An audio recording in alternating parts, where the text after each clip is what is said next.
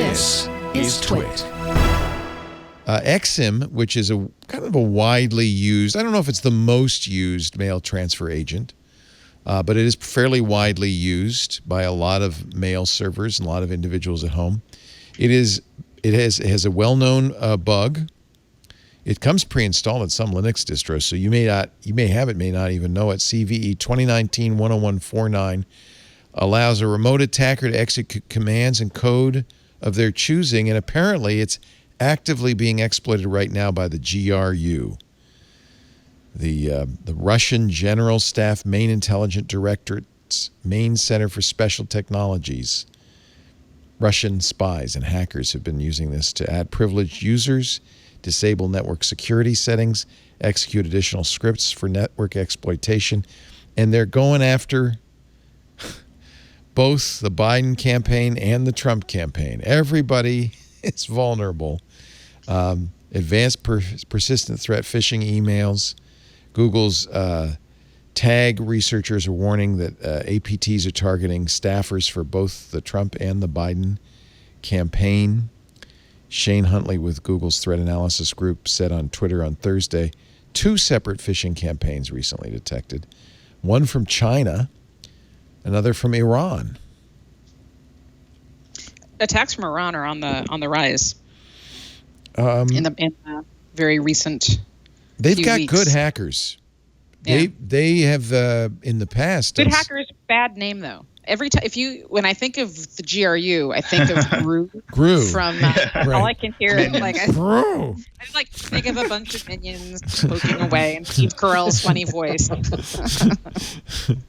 I think one thing that we need as a society, or like as a company or organization, is a way to like be notified and be able to put these patches in quickly. Yeah. Because this is a really bad bug. I mean, it allows you to just take root control and push any software you want. It was fixed last year, but now it's being used. Yeah, it's CVE 2019. It's from last year. Yeah, and so it's just people like, oh, I didn't know. Like, do I have to be on their email list? There's not an easy way to maintaining all of these systems. Yeah, and these are dusty systems in the closet. They've been running for years, right? Mailing lists and stuff, and. Yeah. Or in your ISP's closet? Yeah, that's right. That's right. That is terrifying. Oh my God, can you imagine that kind of a deployment? That's the scariest. Yeah. To me. Thanks, Dylan. Sorry. Yeah, you just terrified us, Dylan. Nice job. Well, you work with mail, right? Mail is about authentication, but you probably are very aware of all the threats that come in. Yeah. We've actually seen a spike in coronavirus-related phishing in the last couple of months as well. There's a lot. What we focus on in particular is sender identity. Right. So we see a lot of impersonations. Bogus domains like cdc.agency, which is not really a thing. Right. Or the WHO is now protected with this technology called DMARC, but for a long time it was very easy to just send email from who.int, which is actually their domain because there was no DMARC protection.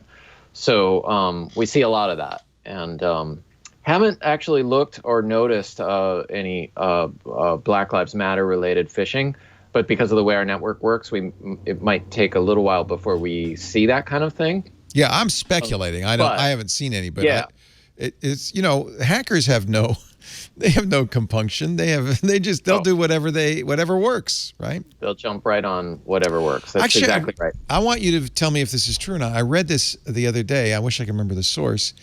All those Nigerian prince, phishing scams that you see, the scam emails.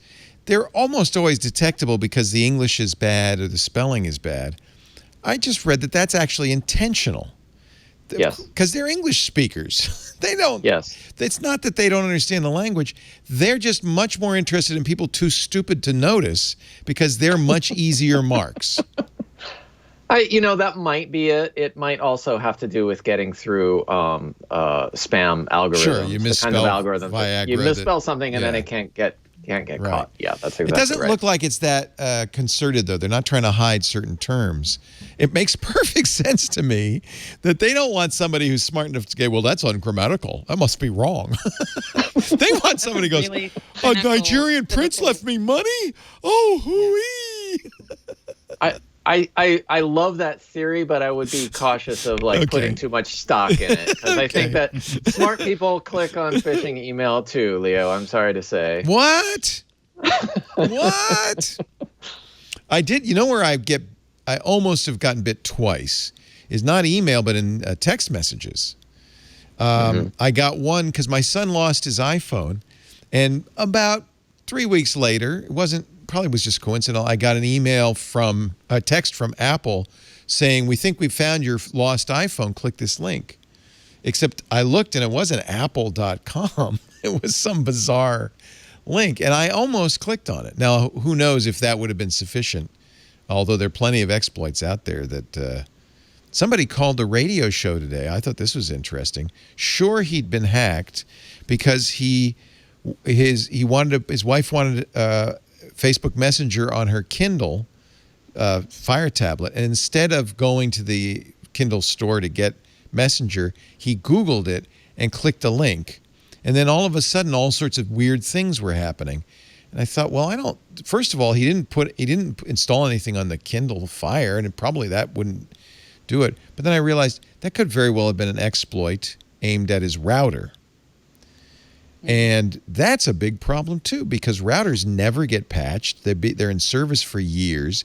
There are many... Nobody knows how to configure them. Nobody knows. Average people don't know how to configure them. Right, and there are many widely distributed router hacks. Remember when the FBI 2 years ago said, everybody turn off your router and then turn it back on again? Reboot your router? Remember that?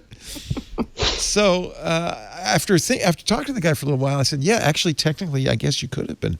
Could have been a router drive-by. The other one that I almost clicked on was when I got something from, looked like Twitter, but it actually was Twitter. It was TWiT. That's awesome. Log into Twitter. That's called, what is that called? Domain spoofing? There's a name. That's lookalike domain. That's a lookalike domain. Lookalikes, yeah. Mm-hmm.